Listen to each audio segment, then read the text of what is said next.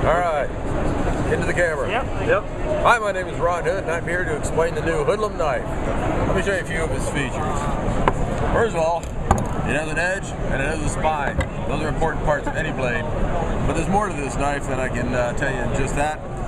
Right in here we've got a little chamber that was engineered. It's built right underneath these handle scales.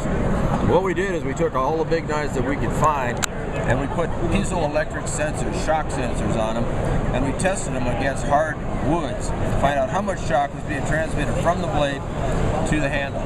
The more shock you got in your handle, the less likely you are to continue to use it, and also that's energy that's lost from the blade. So we ended up designing a chamber that actually works to reduce the shock that's in here, and that tends to keep more of the power up here. Incidentally, that reduces the weight of the blade. This blade only comes in at about 14 ounces. So you got a 10-inch long, 14-ounce blade that'll cut its way through just about anything. Now, this isn't going to cut open a tank and skin the driver. It's made with a good solid steel called 5160, spring steel, same thing you find in your car. We got cars running around on 5160 steel that have been running for, well, since they started making 5160, and they're still out there and those springs are still working. That's the way this blade is made. You can hand this thing down to your kids and their kids and so on and so forth. Well, you might wear it down someday, but the point is that it will take a lot of shock. It also keeps a great edge. Now, we've done a lot of videos with this where we chop apart elk bones and things like that, and still split paper with it. It's easy to sharpen if you do dull it up. That's an important thing, because some of these new mystery steels that they've come out with, if you dull a thing, or when you dull it, because it will get dull, especially if you're using it, they're hard to put an edge back on. With these conventional early carbon steels, you're going to find something that's going to be easy to work with. And that's why they made them. You know, in the old days, guys would get out there with a simple carbon steel, they dull it out after getting a bear or whatever, and then they go, well, let's see, how am I going to sharpen it? I don't have a sharpening stone, so they pick up a piece of quartz or sandstone or something and sharpen it. And that's what you want, something that you can sharpen in the field without having any specific kinds of things. So we got a nice simple system here that everybody understands. Now, Buck's got a proprietary technique for tempering it, which makes it a lot nicer. You might have noticed that right here on the edge of the blade, on the back, on the spine, a little notch. Well, that little notch has got several purposes.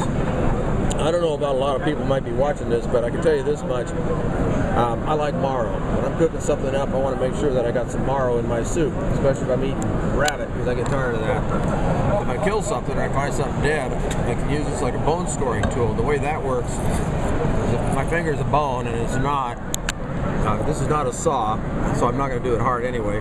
You just work it back and forth and score it. Once you've scored the thing, you got a little mark there. That bone will break that spot real easy. Then you just whack it with the spine of the blade and the thing falls apart and you get the marrow. You toss that marrow inside your soup and you got something that actually tastes better than a piece of rabbit. Plus you're getting the rest of the protein that you need, because the rabbit's an incomplete protein and it's got the other amino acids, the fat and stuff that makes it good. So that's one purpose. Another is I generally cook my coffee in the morning in a way that most people, well, a lot of people don't like. I just take a handful, toss it in a 1-pound coffee can with boiling water, and let her go. It makes good, strong coffee, and this incidentally helps in the morning ablutions. So now I got this stuff boiling away down there. Pull it out, let it settle. Now I got to pick it up. This makes a good little hook for picking it up by the bail on your pan. So you can kind of reach in, grab it out of the fire, set it down, pull it to the side. Whatever you want to do, you can lift your pots with this. Another thing, if we kept horses, why, we'd have our barbed wire start to get loose now and then. So I'd get out there with this blade and just give her a twist like that, puts a kink in it, and brings the wire out. One of those every few feet, you got a kink in your wire. The other thing is sometimes a piece of wire gets wrapped around something. Excuse me. Just stick it on there, work it back and forth till it fatigues, and you break your wire. Excuse me. Those are the kind of uses that you put it to. It doesn't weaken the blade. I mean, we've never had a problem. We've been building these things for over 2 years. There's hundreds and hundreds of them out there being used hard, and nobody has had a problem with one yet. Now, I'm not saying somebody will take one and run over with a tank, but my guess is it'll survive. Those are the basic features of the blade. There's something else. think I need to tell you, because basically all knives are made of two parts. The blade, the knife itself, the cutting thing, and then there's a sheath. Now, this knife has a hollow section in it, and that, some people might say, well, I'll put my survival kit in there. Guess what? If you're out there in the woods and you lose your knife, you lost your survival kit. Another thing is when you're chopping with a hollow handled knife that's got a survival kit in it, everything in there is picking up that shock from your chopping. And that stuff starts to deteriorate over time. And if you don't take it out and refresh it every once in a while, it's going to be gone when you need it. So we like to leave that empty. But on the sheath, we set that up so, like a lot of them, it's got a pocket in the front for your survival kit. This one has a little elastic strap across the top so you can get your gear out, push it out. And if you happen to leave the flap open, your gear will still be retained by this little piece of elastic, which helps keep stuff in. Minor thing, but helpful. It's all the little things that add up. Some people like to carry their knives high on their waist. So if they got it high like this, you can see you can have the knife way down on your leg. I don't particularly like to do that. So what I do is you fold it over like this. This is actually a flap, so it goes around your belt.